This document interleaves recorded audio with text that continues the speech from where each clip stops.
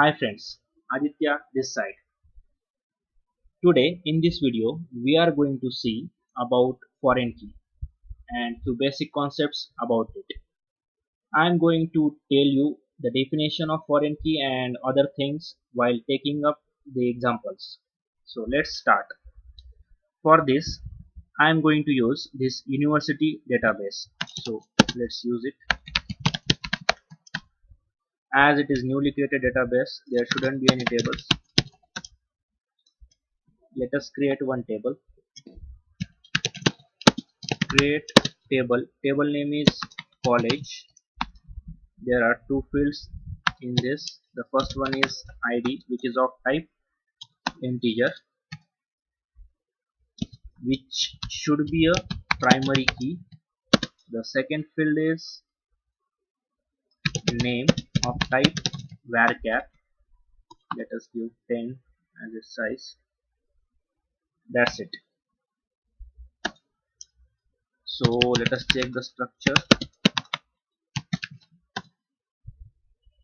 Okay, so we have created one table whose name is college, which is having two fields, id and name. Id is of type primary key. So few things. See guys, this is the college table and this is the hostel table. Don't bother about these rows. We are going to add these rows in our table as well. So let's understand few basic things. As we have created id as primary key, right? And this is the hostel table which we are going to create, which is also having two fields, id, but the second field is department.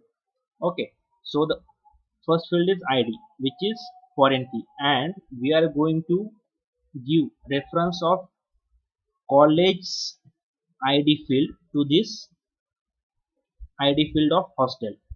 Okay, so this is how it works. I mean, we always give reference of primary key to a foreign key. Okay, so that was the basic concept. Now let us insert data into it. Insert into college id comma name values. First one is 5, its id is 5, the name is Aditya. Second one is 7 and name is Meenakshi. Okay, let us check if this row got created or not. See guys, two rows got created successfully. Now let us create another table which will be having foreign key.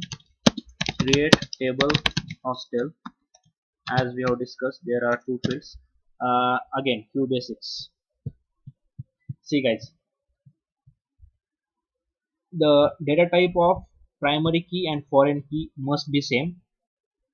Second thing, these names may be or may not be same. Okay, even if we are giving same name, that is fine. Even if we are giving different names, that is also fine. So these two basics. Okay,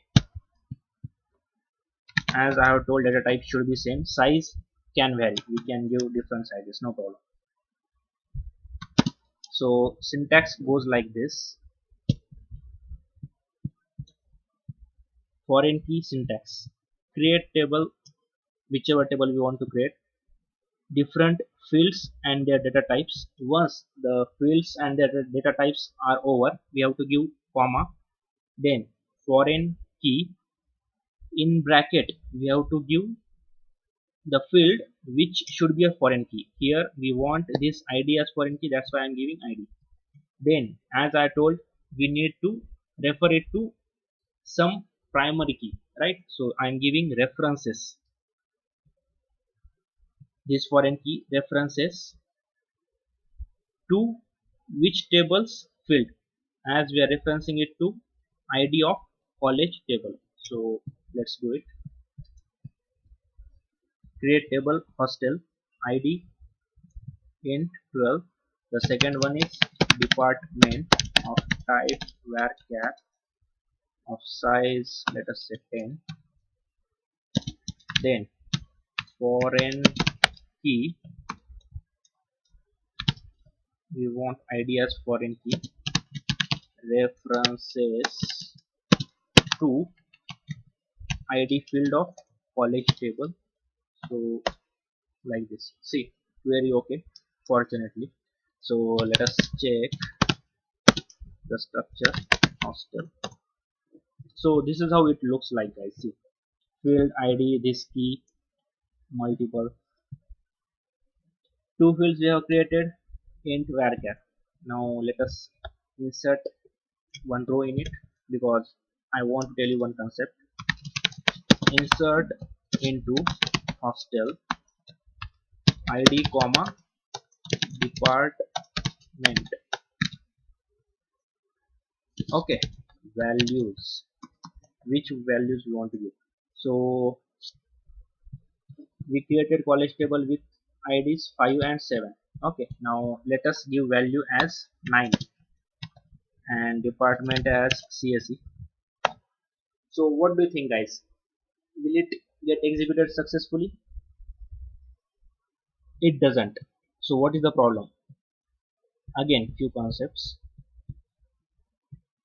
The table in which foreign key is present, that table is called as child table, okay, or referenced table.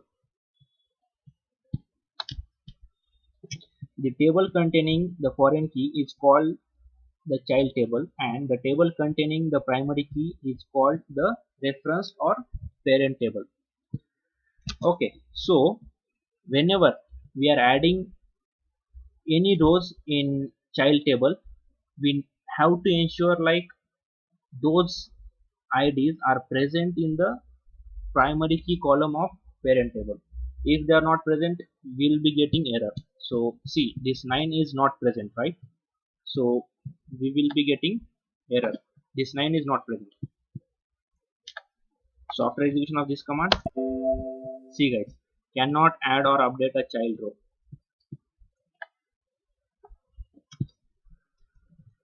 Now if we are changing this with ID 7, now ID 7 is already present, so this query has to get executed. Let's check. See guys, query okay.